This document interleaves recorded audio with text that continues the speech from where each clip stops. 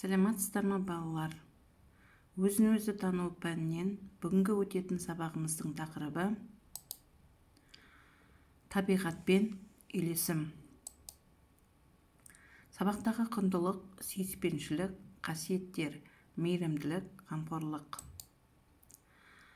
Сабақтың мақсаты оқушылардың табиғат құндылығы және қамқорлық адами қасиеті туралы түсініктерін кеңейту.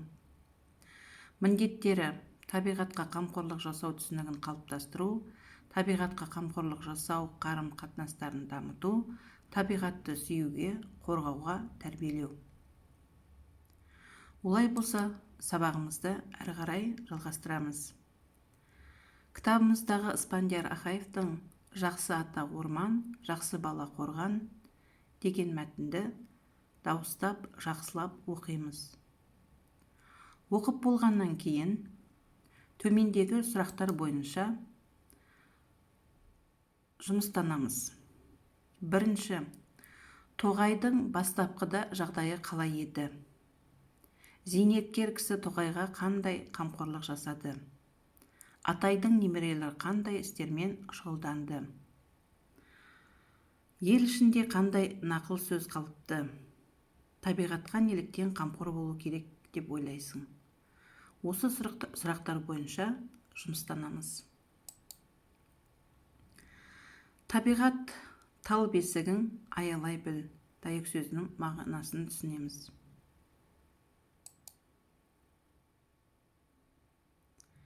Әрі қарай тапсырмалар бойынша жұмыстар орындаймыз.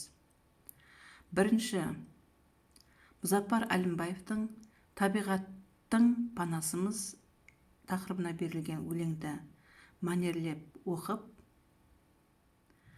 өлеңді түсініп оқығаннан кейін табиғатқа қамқорлықтарың туралы айтуға дайындаламыз. Содан кейінгі екінші тапсырма аңызды оқып, осы аңыз бойынша мазмұнына сәйкес сурет саламыз.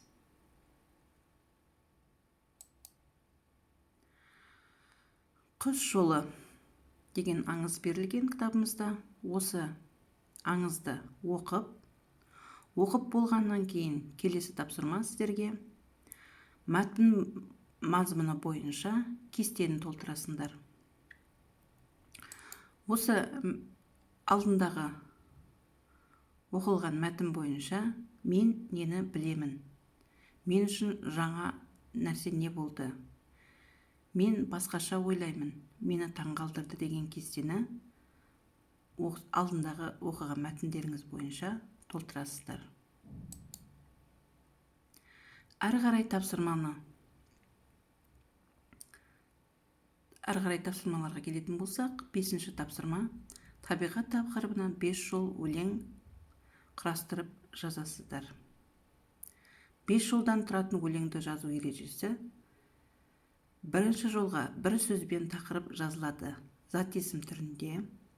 Екінші жолға тақырып 2 сөзбен сипатталып жазылады, сын есім түрінде. Үшінші жолға 3 сөзбен тақырыпқа қатысты іс-әрекет жазылады, етістік түрінде. Төртінші жол 4 сөзден тұратын тақырыпқа қатысты бір сөйлем жазылады. 5-ші жолға тақырыптың мәнін сипаттайтын бір сөз жазылады. Осы берілген жолдарға байланысты өлең жазамыз табиғат тақырыбына. Келесі 6-шы тапсырма қажетті сөздерді пайдаланып отырып табиғатты аялаудың ережесін құрыңдар. Қажетті сөздер: жан-жануар, өсімдіктер, топырақ, су, бұлақ, аң-құстар, ұя, жұмыртқа, балапан, ағаш, өзен, көл, гүл, көк шөп. Қажетті сөздерді пайдаланып мәтін құрастырамыз. Енді балалар, осы айтылған тапсырмалардың бәрі өздеріңіз күнде жұмыстанып жүрген осы өзін-өзі тану кітабына қосымша дәптеріміз бар. Осы дәптерге берілген тапсырмаларды орындаймыз.